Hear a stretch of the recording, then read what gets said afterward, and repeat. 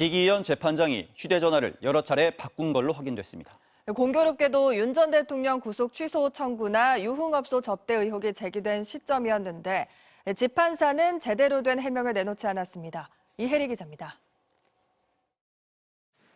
지난 2월 4일 내란 혐의로 구속된 윤석열 전 대통령이 법원에 자신의 구속을 취소해달라고 청구했습니다. 이 소식이 처음 보도되고 50여 분쯤 뒤 해당 사건의 재판장인 지기현 부장판사가 자신의 휴대전화를 교체했습니다.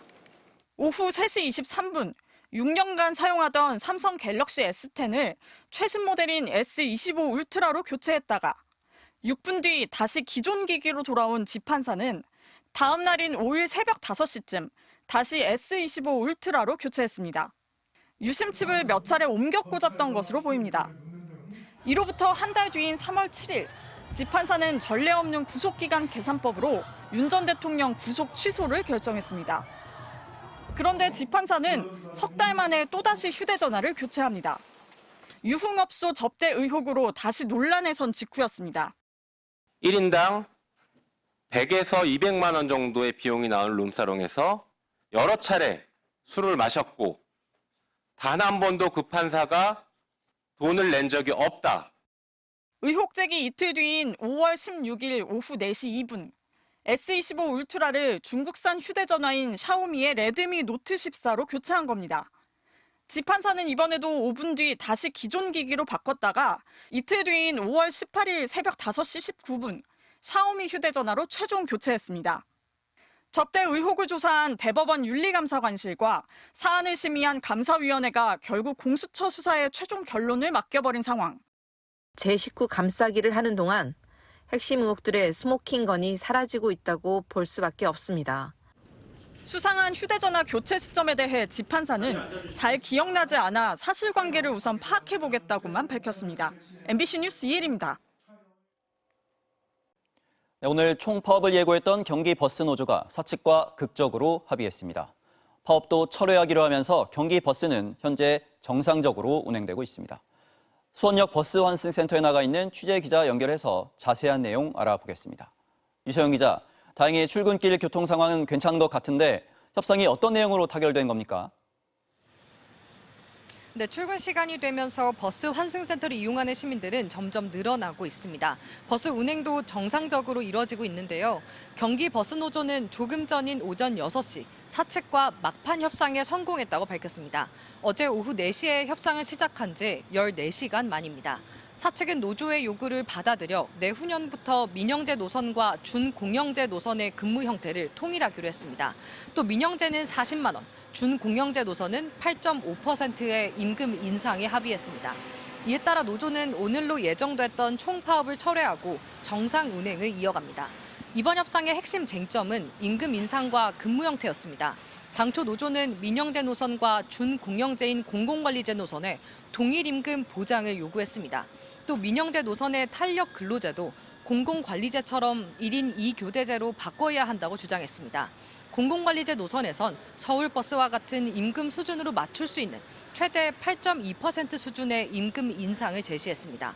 하지만 사측이 경영난을 이유로 노조 요구를 받아들이지 않으면서 노조는 지난달 23일 찬반 투표를 진행해 97.9%의 찬성률로 파업을 가결했습니다. 하지만 결국 어제 사측과 최종 협상에 돌입한 끝에 합의에 성공했습니다. 버스 파업이 철회되면서 연장 운행 예정이었던 경전철 등 대체 교통수단은 기존 운행 체제로 운영됩니다. 지금까지 수원역 버스 환승센터에서 전해드렸습니다. 한일 정상이 부산에서 다시 만났습니다. 일본 이시바 총리가 퇴임을 앞두고 있어서 사실상 고별 정상회담이었지만 양국의 공통 과제에 대해 협의체를 구성해 지속적으로 논의하기로 했습니다. 홍신영 기자입니다. 6월 캐나다, 8월 일본에 이어 이재명 대통령과 이시바 일본 총리가 부산에서 만났습니다. 이 대통령은 회담장 입구에서 이시바 총리를 반갑게 맞이했습니다.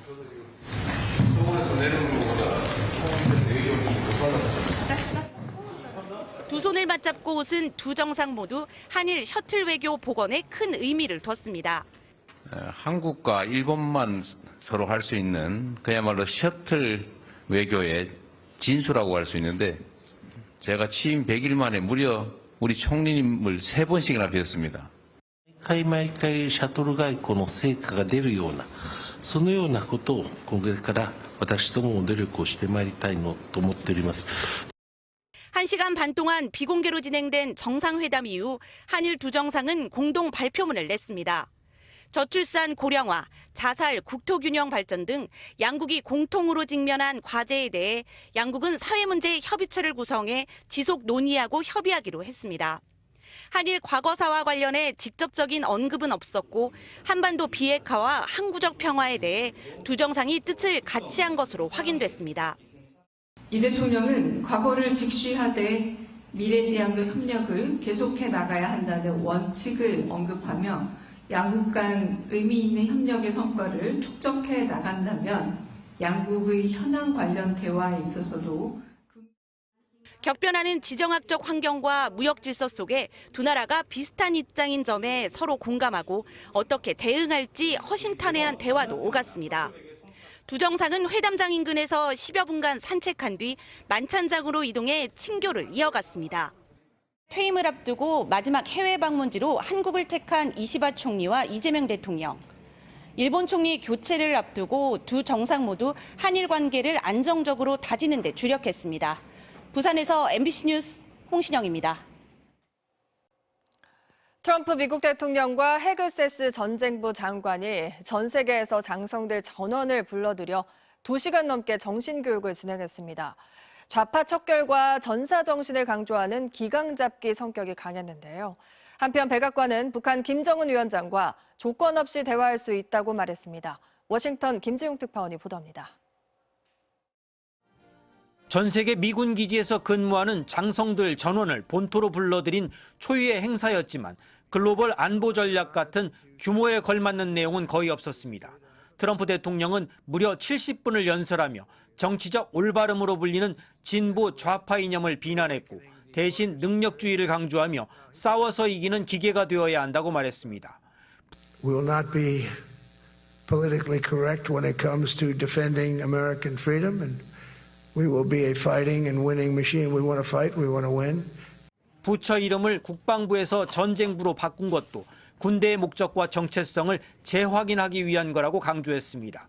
또 핵을 재건했고 업그레이드할 거라면서도 사용하지 않기를 바란다고 말했습니다.